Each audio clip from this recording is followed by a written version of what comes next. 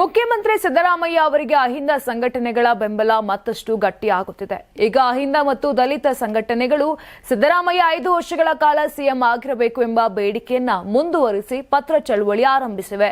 ಸಂಘಟನೆಗಳು ಕಾಂಗ್ರೆಸ್ ಹೈಕಮಾಂಡ್ ಹಾಗೂ ರಾಹುಲ್ ಗಾಂಧಿಗೆ ಪತ್ರ ಬರೆದು ರಾಜ್ಯದ ಪವರ್ ಶೇರಿಂಗ್ ಕುರಿತು ನಡೆಯುತ್ತಿರುವ ಗೊಂದಲಕ್ಕೆ ತಕ್ಷಣ ತೆರೆ ಎಳೆದು ಸಿದ್ದರಾಮಯ್ಯ ಅವರೇ ಪೂರ್ಣ ಅವಧಿಗೆ ಮುಖ್ಯಮಂತ್ರಿಯಾಗಬೇಕು ಅಂತ ಒತ್ತಾಯಿಸುತ್ತಿವೆ.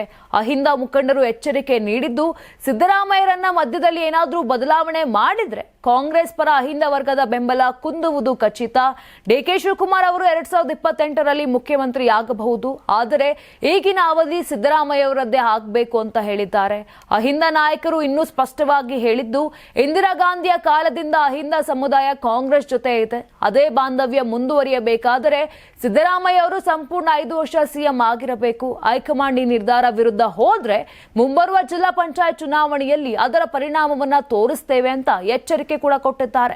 ನೀವು ಸಣ್ಣ ಆಗ್ಬೇಕಲ್ವಾ, ಅದು ಒಂದು ಉತ್ತಮ ಆಹಾರದಿಂದ ಸಣ್ಣ ಆಗ್ಬೇಕಲ್ವಾ. ಪ್ರತಿದಿನ ನಮ್ಮ ಜೀನಿ ಸ್ಲಿಮ್ ನ ಯೂಸ್ ಮಾಡಿ ಯಾವುದೇ ಸೈಡ್ ಎಫೆಕ್ಟ್ ಇಲ್ದಂಗೆ ನೀವು ಸಣ್ಣ ಆಗ್ತೀರಾ. ನಿಮಗೆ ಮಾಧ್ಯಮದಲ್ಲಿ ಕೆಲಸ ಮಾಡುವ ಆಸಕ್ತಿ ಇದೆಯಾ? ಹಾಗಾದ್ರೆ ಕರ್ನಾಟಕ ಟಿವಿ ಡಿಜಿಟಲ್ ಮೀಡಿಯಾದಲ್ಲಿದೆ ನಿಮಗೆ ಒಳ್ಳೆಯ ಅವಕಾಶ. ಆಯ್ಕೆಯಾದವರಿಗೆ ಉಚಿತ ತರಬೇತಿ ಕೊಡ್ತೀವಿ. ತರಬೇತಿ ನಂತರ ಕೆಲಸ ಮಾಡುವ ಅವಕಾಶನೂ ಕೊಡ್ತೀವಿ. ಈ ಕೂಡಲೇ ನಿಮ್ಮ ಮಾಹಿತಿಯನ್ನ ಮೇಲ್ ಮಾಡಿ.